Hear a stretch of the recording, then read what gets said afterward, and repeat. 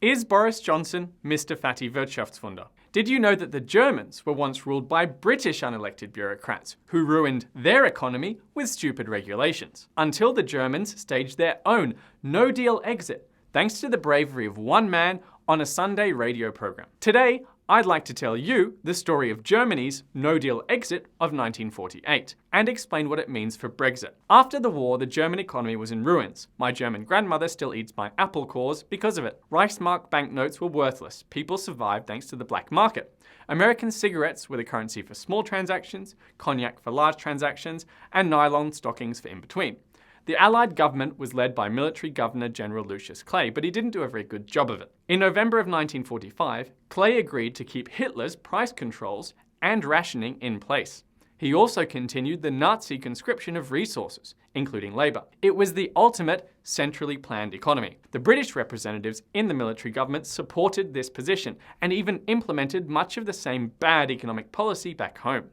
Excessive regulation and control of the economy, just like the EU today, only worse. But not everyone agreed, especially not a certain Mr Fatty Wirtschaftswunder. Economist Ludwig Erhard had refused to join the Nazi Association of University Teachers during the war, a career-ending move. Instead, he published a manuscript advocating a free market economy in 1942.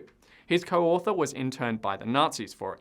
But Erhard didn't just talk the free market talk, he walked the walk. After the war, the Allies became aware of his manuscript and its anti-Nazi nature, and so they asked him to become the economic advisor for Bavaria. He soon became the Bavarian finance minister and head of the Office of Economic Opportunity.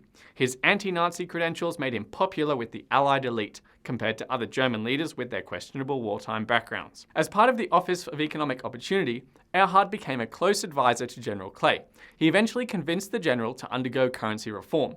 They replaced the worthless Reichsmark with the Deutschmark. But Erhard wasn't finished. What he did next is shocking and legendary in Germany. Think of it as a no-deal exit from the Allied military government. Here's how Erhard himself recalled what he did in a TV interview 25 years later, as translated by me. Ich wusste genau, was die Währungsreform bringen wird, auch ihren Auswirkungen bedeutet. Und sie konnte nur gelingen, wenn wir gleichzeitig eine entscheidende Wirtschaftsreform von einem völligen Zwang hin zu einer möglichst großen Freiheit eröffnen. Das aber musste naturnotwendig die Auflösung aller Bewirtschaftungsmaßnahmen zur Folge haben, aller Preisbindungen und dergleichen mehr. Aber die Vorstellung war in den Köpfen jener Zeit so undenkbar, dass man nur in einem kühnen Durchbruch das erreichen konnte. Economic policy and bravery rarely go together, but Ludwig Erhard was special. Der Frankfurter Wirtschaftsrat hat mir in dem sogenannten Leitsätzegesetz weitgehende Vollmachten eingeräumt, in der Erwartung, dass man nicht genau weiß, was die Währungsreform mit sich bringt und man gegebenenfalls auch schnell handeln müsste. Dann habe ich seinerzeit als Direktor der Verwaltung für Wirtschaft dann heimlich und leise so in meinen Schubladen alle Aufhebungen der Bewirtschaftungen gesammelt. Und ich habe alle Mahnungen und alle Befürchtungen in meinen eigenen Beamtenapparat zerstreut, die gesagt haben, um Gottes Willen, Sie werden doch nicht vorhaben, da so etwas zu tun. Ich habe gesagt, nein, nur für alle Fälle. Und natürlich konnte ich es gar nicht, mich verständigen mit der Militärbürokratie. Die hätte natürlich noch weniger Verständnis dafür gehabt und ich noch weniger Einfluss. Und dann am Sonntag der Währungsreform habe ich das dann verkündet, in der sicheren und richtigen Annahme, dass an einem Sonntag keine Verwaltungsbürokratie arbeitsfähig ist. Und dann war es geschehen.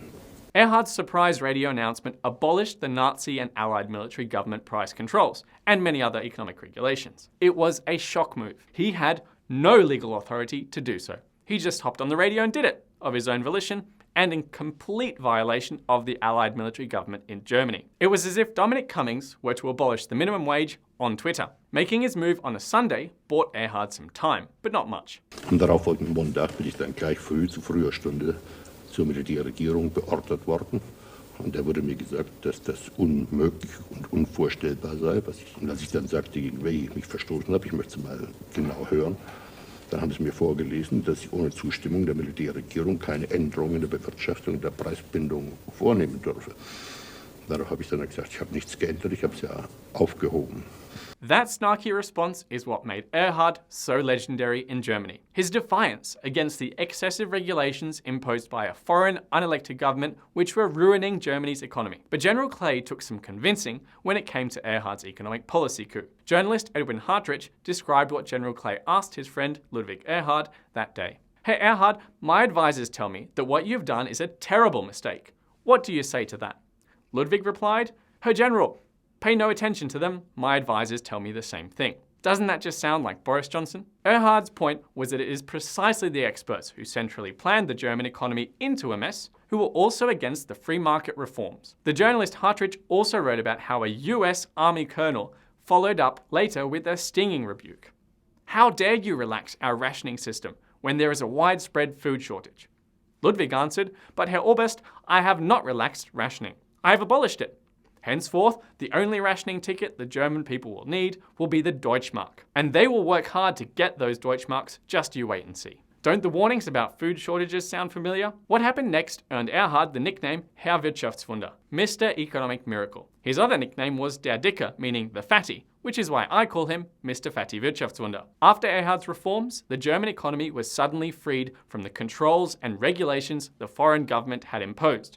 They created what's still today known as an economic miracle. Supposedly, Erhard's timing was key. By the time the Allies got around to discussing how to reverse the liberalization of the economy from excessive regulation, the effects were simply too strong to ignore. Author and historian Henry Baelish wrote, "The spirit of the country changed overnight. The grey, hungry, dead-looking figures wandering about the streets in their everlasting search for food came to life. Shops literally filled overnight as the black market came clean. The new money was worth enough to actually sell things for, instead of having to barter, which made transactions more efficient. And the market prices allowed supply and demand to balance. Profit became possible too, encouraging production." Of course, abolishing price controls and currency reform were just the beginning. An economist at the Federal Reserve Bank of New York wrote that between June and August, directive followed directive, removing price, allocation, and rationing regulations.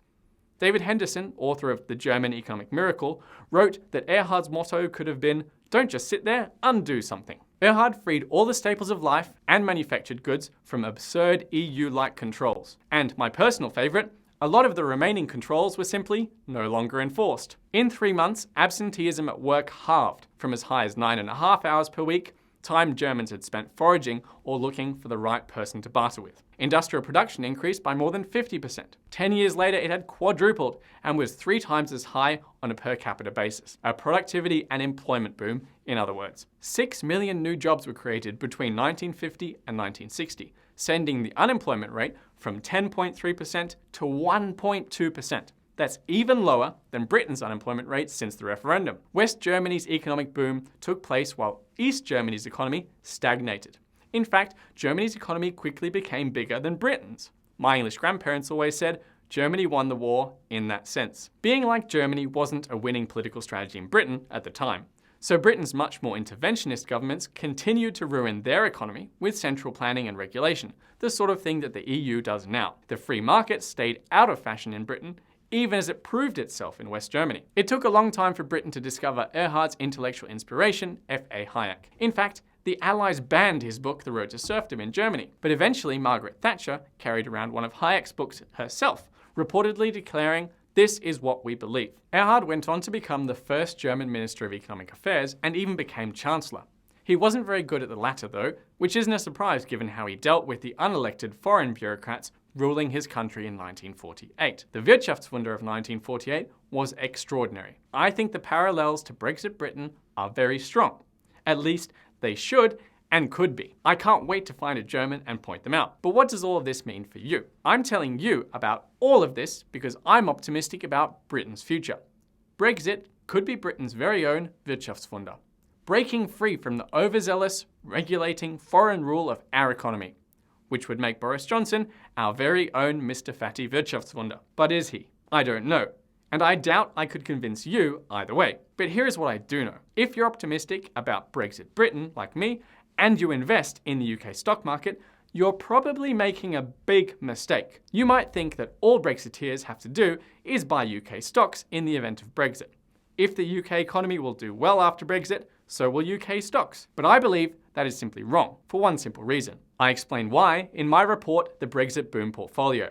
You can get a copy by clicking on the link in the description below. But realize this is perhaps the most important and underappreciated message I'm ever going to give you. If Brexit is a success, I expect the pound to rally, not fall, in the long term. And this in turn means that if you are a believer in Brexit, I believe you should not invest in the UK stock market's FTSE 100 index, nor most of its shares, as most of us do. Instead, I believe you need to radically shift what you invest in if you're expecting a world where the pound enters a long-term uptrend, the world of a successful Brexit. That's all I can tell you here. To find out more, you need to become a subscriber to my newsletter, 0 Hour Alert. Every month, I make my readers aware of threats and opportunities for their finances. Things like Brexit. I would love to tell you which stocks to buy and which stocks to sell, if you're optimistic about Britain, and specifically when to make your move. But that would mean giving away what 10,000 subscribers of my work pay for. If you become one of them, I think you'll understand that I can only tell you about what I write about in 0 Hour Alert without giving away the best bits. If you've liked this video so far, I think you'll be interested in 0 Hour Alert. And right now my publisher is offering a special deal for you to access my Brexit Boom Portfolio monthly issue specifically. If you'd like to take a look at this offer, click on the link in the description below this video. Thanks for watching, and don't forget to share this video with any Germans and Remainers that you might know.